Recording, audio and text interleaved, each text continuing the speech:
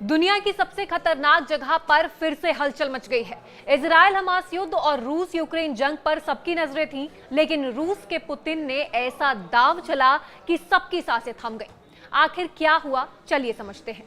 सबसे पहले बात दुनिया की सबसे खतरनाक जगह की करें तो इसे कहते हैं पोलैंड की पूर्वी सीमा, जो यूक्रेन और बेलारूस से सटी है।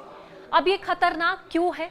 क्योंकि ये नेटो और रूस के बीच की फ्रंट लाइन है। अगर यहाँ कुछ भी गलत हुआ तो नेटो और रूस का डायरेक्ट टकराव हो सकता है, जो तीसरे विश्व युद्ध की शुरुआत बन सकता है। 10 सितंबर 2025 को रूस के 19 ड्रोन पोलैंड के हवाई क्षेत्र में घुस आए। ये ड्रोन बेलारूस से आए थे, जो रूस का करीबी दोस्त है। पोलैंड ने तुरंत अपने फाइटर जेट्स भेजे और इन ड्रोन्स को मार गिराया।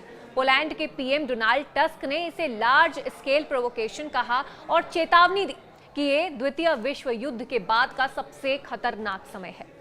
नेटो ने आर्टिकल 4 शुरू किया, यानी सदस्य देश अब सिक्योरिटी पर बात करेंगे। संयुक्त राष्ट्र ने भी इमरजेंसी मीटिंग बुलाई। रूस का कहना है कि ये ड्रोन उनका नहीं था और इनका रेंज सिर्फ 700 किलोमीटर है, जो पोलैंड तक नहीं पहुंच सकता। रूस के विदेश मंत्रालय ने इसे पश्चिमी देशों की साजिश बताई ताकि यूक्रेन को और हथियार मिले, लेकिन पोलैंड और नेटो इसे रूस की जानबूझकर की गई हरकत मानते हैं। इस बीच डोनाल्ड ट्रंप ने कहा कि यह शायद एक मिस्टेक हो सकती है, लेकिन यूरोप के नेता इसे जानबूझकर की गई साजिश मान रहे हैं। ट्रंप की कोशिश थी कि रूस यूक्रेन युद्ध खत्म हो, लेकिन पुतिन ने पीस टॉक्स पर पॉज लगा दिया है। ट्रंप ने चेतावनी दी कि अगर रूस ने बात नहीं मानी तो सैंक्शंस और टैरिफ्स लगेंगे। दूसरी तरफ इजराइल हमास युद्ध भी गर्म है। इजराइल ने कतर में हमास के ठिकानों पर हमला किया, जिसकी यूएन ने निंदा की।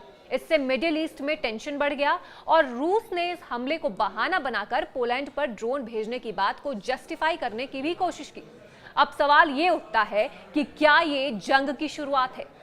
एक्सपर्ट्स का मानना है कि अभी ये एक कोल्ड वॉर जैसा है, लेकिन अगर कोई भी गलती हुई, जैसे ड्रोन हमला, तो नेटो और रूस में डायरेक्ट जंग छिड़ सकती है।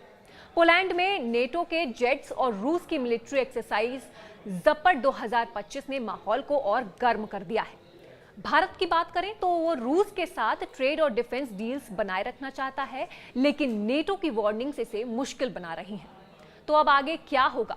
अगर पीस टॉक्स नहीं हुए तो सिचुएशन और बिगड़ सकती है। दुनिया की नजरें इस फ्रंट लाइन पर हैं।